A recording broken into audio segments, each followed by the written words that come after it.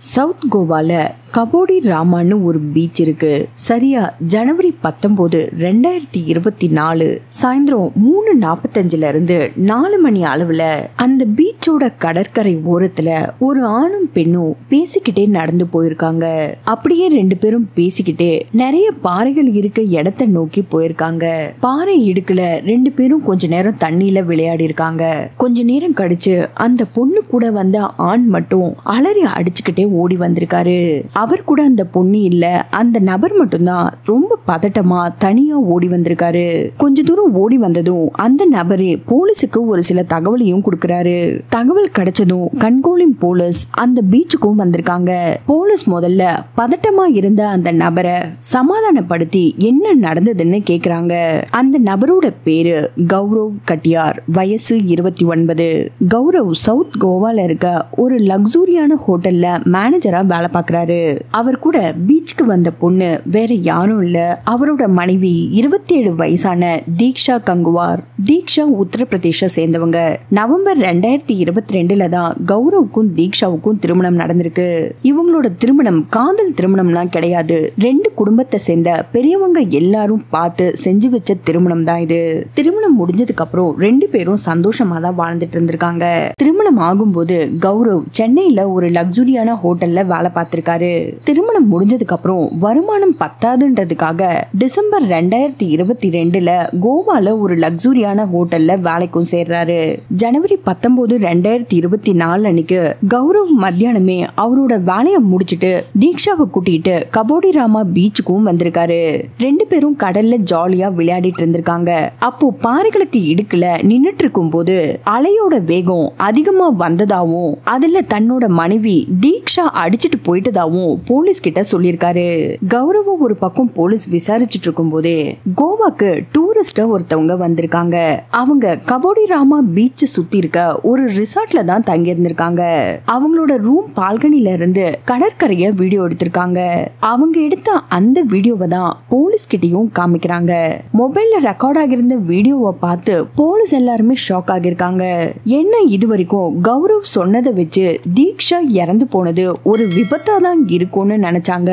ஆனா அந்த வீடியோவை பார்த்ததுக்கு அப்புறம் தான் தெரிஞ்சது இது ஒரு கொலைன்னு. அந்த கொலையை செஞ்சது வேற யாரும் இல்ல, கௌரவ். அந்த வீடியோல ரொம்ப தெளிவா பதிவாகி இருக்கு. முதல்ல பொறுமையா நடந்து போன கௌரவ் திரும்பவும் தீக்ஷா இறந்து போயிட்டாங்களா இல்லையான்னு கன்ஃபார்ம் பண்றதுக்காக அந்த இடத்துக்கு வந்து தீக்ஷாவோட உடலை இழுத்து பார்த்திருக்கான். அவங்க இறந்து போயிட்டாங்கன்னு கன்ஃபார்ம் ஆனதுக்கு அப்புறம் தான் உதவி கேட்கிற மாதிரி பதட்டமா ஓடி போயிருக்கான். அந்த சமயத்துல 2 பேர் தீக்ஷாவோட உடலையும் பார்த்து பதட்டம் அடைறாங்க. இந்த வீடியோவை நான் டெலகிராம் குரூப்ல கொடுக்கறேன். பார்க்கணும்னு நினைக்கிறவங்க டெலகிராம் குரூப்ல போய் பாருங்க. டெலகிராமோட லிங்க் கீழே டிஸ்கிரிப்ஷன்லயும் கமெண்ட் செக்ஷன்லயும் பின் பண்ணிருக்கேன். போலீஸ் வீடியோவை பார்த்த உடனே கௌரவ கைது செய்யறாங்க. அதே சமயத்துல வீடியோ எடுத்தவங்க கிட்டயும் இந்த சம்பவத்தை பார்க்கும் போதே நீங்க வந்து அந்த பொண்ணை காப்பாத்தி இருக்கலாமேன்னு கேட்டிருக்காங்க. வீடியோ எடுத்தவங்களே இந்த கொடூரத்தை லேட்டா தான் பார்த்திருக்காங்க. ஏன்னா அப்போதைக்கே அந்த பொண்ணு இறந்து போயிட்டதாவும் இந்த கொலைக்கு இந்த வீடியோ ஆதாரமா இருக்குன்றதுக்காக தான் நாங்க இத வீடியோவா எடுத்தோம்னு சொல்லிருக்காங்க. கௌரவ் என்னதான் போலீஸ் கிட்ட இது ஒரு விபத்துன்னு சொன்னாலுமே கூட மொபைல்ல பதிவான வீடியோ கண்டிப்பா போய் சொல்லாது. அதனால போலீஸ் தீக்ஷாவை கௌரவ் தான் கொலை செஞ்சிருக்காருன்னு கன்ஃபார்ம் பண்ணிட்டு அவரை கைதும் செய்யறாங்க. கைது செஞ்சு ஸ்டேஷனுக்கு கூட்டிட்டு வந்த கௌரவ் கிட்ட போலீஸ் எதுக்காக திருமணமாகி 1 வருஷமே ஆன உன்னோட மனைவிய நீ கொலை பண்ணன்னு கேக்குறாங்க. கௌரவ் போலீஸ் கிட்ட ஒரு சில விஷயங்களை சொல்லியிருக்கான். முதல்லயே நான் சொன்ன மாதிரி கௌரவுக்கும் தீக்ஷாவுக்கும் நவம்பர் 2022 திருமணம் நடந்தது.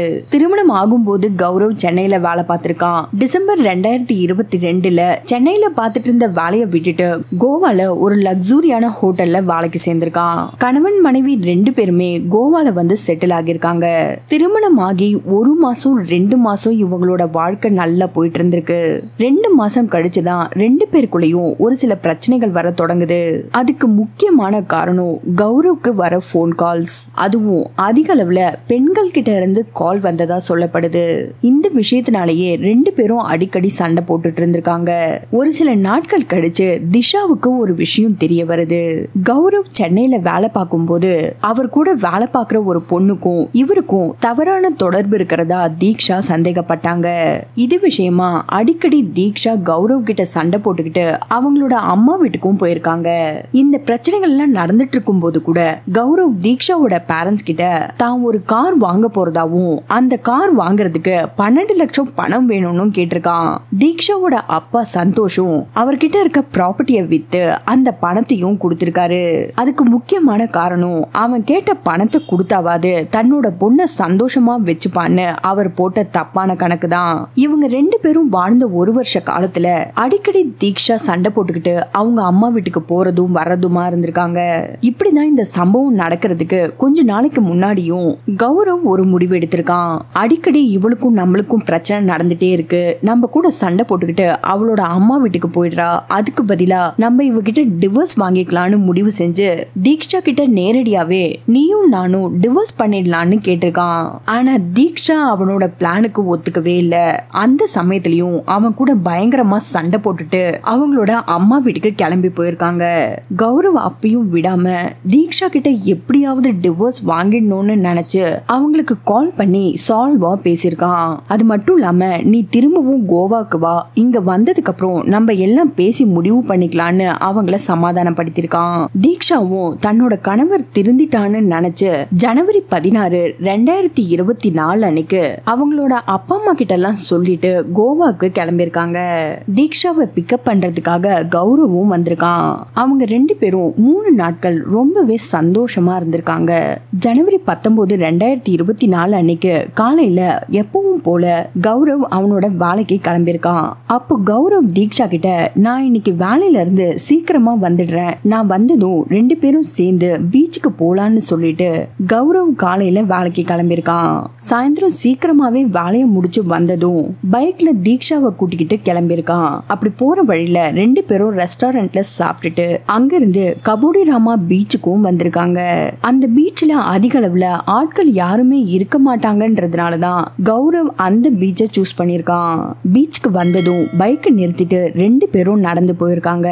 நடந்து பேசிக்கிட்டே போயிட்டு இருக்கும் போது திரும்பவும் கௌரவ் தீக்ஷா கிட்ட நீ எனக்கு டிவோர்ஸ் கொடுத்துடுன்னு கேட்டிருக்கான். இதுல கடுப்பான தீக்ஷா கௌரவ் கூட சண்டை போட்டுக்கிட்டே நடந்து போயிட்டே இருந்திருக்காங்க. சண்டை போட்டுக்கிட்டே பாறைகளுக்கு இடுக்குல போயிருக்காங்க. அந்த சமயத்துலதான் கௌரவ் இவ டிவோர்ஸும் கொடுக்க மாட்டேங்கிறா, இவ உயிரோட இருக்க வரைக்கும் நம்ம இன்னொரு கல்யாணமும் பண்ணிக்க முடியாதுன்னு நினைச்சு தீக்ஷாவை கொலை பண்ணிடணும்னு டிசைட் பண்ணிருக்கான்.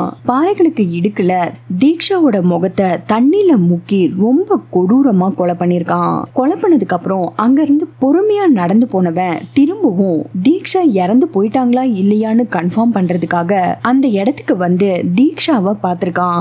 தீக்ஷா இறந்து போயிட்டாங்கன்னு கன்ஃபார்ம் பண்ணதுக்கு அப்புறம் பாறை இடுக்குல இருந்த அவங்களோட உடலை இழுத்துட்டு வந்து கரையில போட்டுட்டு அங்கிருந்து வேகமா ஓடி போய் உதவி கேட்கிற மாதிரி நடிக்க ஆரம்பிச்சிட்டான். இதுல இவனுக்கு ஏற்பட்ட ட்விஸ்டே அந்த மொபைல்ல ரெக்கார்ட் செய்யப்பட்ட வீடியோ தான். அது மட்டும் இல்லாம தீக்ஷாவை பிரேத பரிசோதனை செஞ்ச டாக்டர்ஸும் தீக்ஷா இறக்கிறதுக்கு முன்னாடி ரொம்பவே போராடி இருக்காங்கன்னு அவங்கள தண்ணியில முக்கினதுனால மூச்சு திணறல் ஏற்பட்டு தான் இறந்து போயிருக்காங்கன்னு சொல்லியிருக்காங்க. அது மட்டும் இல்லாம கௌரவ விசாரிச்ச போலீஸ் கௌரவோட மார்பகத்துல நகை கீறல்கள் இருந்ததாவும் அந்த கீறல் ஏற்பட காரணம் தீக்ஷாவை இவன் கொலை செய்யும் போது அவங்க தன்னை காப்பாத்திக்கிறதுக்காக கௌரவ கீறி இருப்பாங்கன்னு சொல்லியிருக்காரு. இன்னொரு பக்கம் தீக்ஷாவோட குடும்பத்தை சேர்ந்தவங்க என்ன சொல்லியிருக்காங்கன்னா கௌரவ் அடிக்கடி தீக்ஷா கிட்ட வரதட்சணை கேட்டு கொடுமைப்படுத்தினதாவும் அதனாலதான் இந்த கொலை நடந்திருக்கும்னு சொல்லியிருக்காங்க. போலீஸ் அந்த ஆங்கிள் விசாரிச்சு பார்த்திருக்காங்க. ஆனா இந்த கொலை வரதட்சணைக்காக நடந்த கொலை கிடையாதுன்னு சொல்லியிருக்காங்க. கௌரவ் இன்னொரு பொண்ணு மேல ஆசைப்பட்டு அந்த பொண்ணை கல்யாணம் பண்ணிக்கிறதுக்காக இந்த கொலை நடந்திருக்க அதிக வாய்ப்பு இருக்குன்னு போலீஸ் தரப்புலயும் சொல்லப்படுது. இந்த கேஸ் இன்னும் நடந்துட்டு தான் இருக்கு. தீக்ஷாவை கொலை பண்ண வழக்குல கௌரவ் ஜெயில கம்பி எண்ணிட்டு இருக்கான். நீங்க இந்த கேஸை பத்தி என்ன நினைக்கிறீங்கன்னு மறக்காம கமெண்ட் பண்ணுங்க. மறுபடியும் வேற ஒரு கேஸ்ல உங்களை சந்திக்கிறேன். தேங்க்ஸ் ஃபார் வாட்சிங் ஃப்ரெண்ட்ஸ்.